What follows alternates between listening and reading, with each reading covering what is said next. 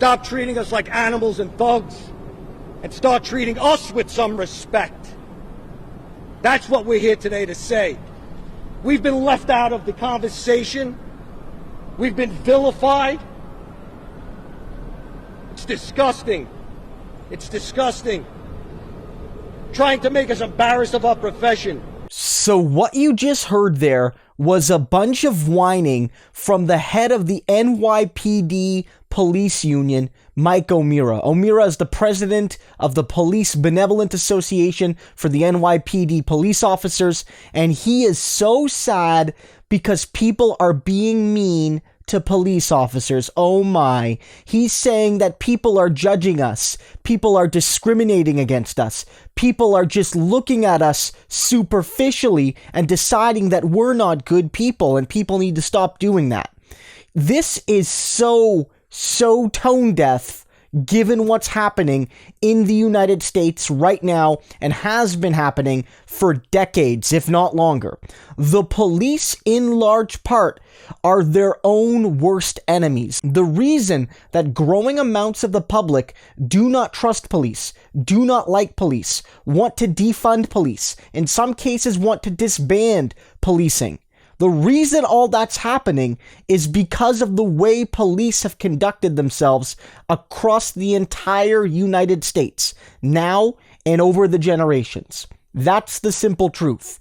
The fact that he's saying here that we're being judged, we're being treated like animals, we're being seen as thugs, despite the fact that we're good people, that's not true. Police are being seen exactly as they should be. And if anybody was treating people like animals or judging people based on superficial looks, it's the gosh darn police. It's what they did to George Floyd. It's what they did to Eric Garner. It's what they do to people of color all across the country systematically.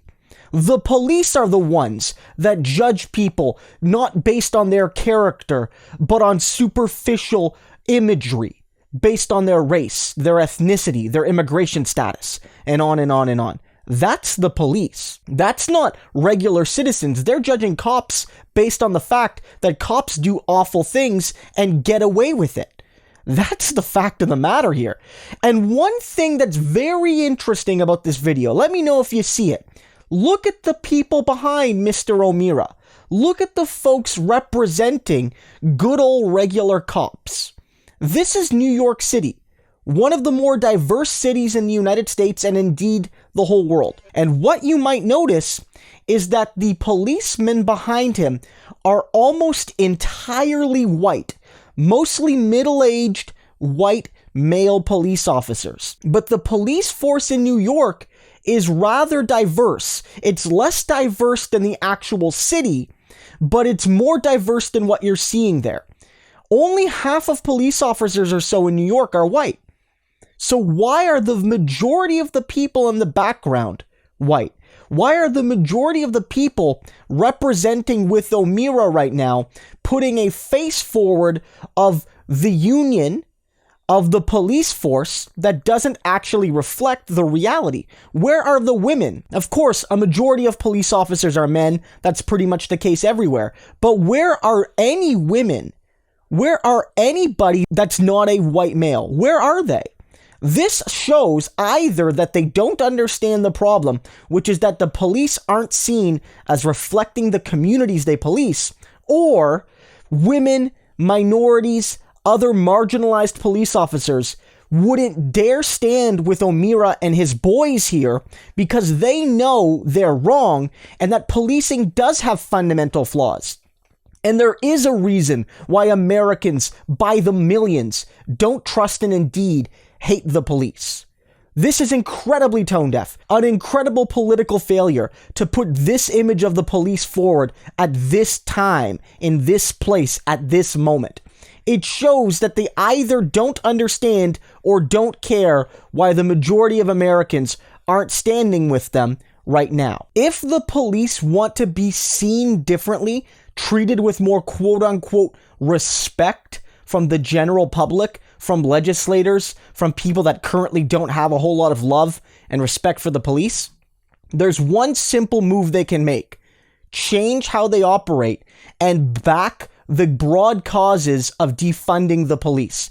The police themselves have to admit that they have too much power, that they don't have enough accountability, that when the chips are down, they're being asked to do things that police officers shouldn't be asked to do and are not equipped to do from their training or their mindsets.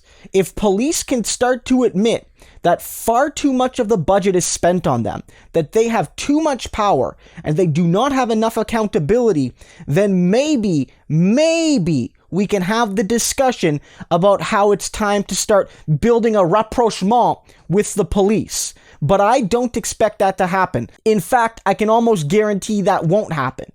Police officers want to be treated with respect without having to earn it. And police officers don't want to be stereotyped the way they've stereotyped Black Americans, Hispanic Americans, Native Americans, and all sorts of marginalized people for decades, if not the entire modern history of American policing. Such a bunch of hypocrites.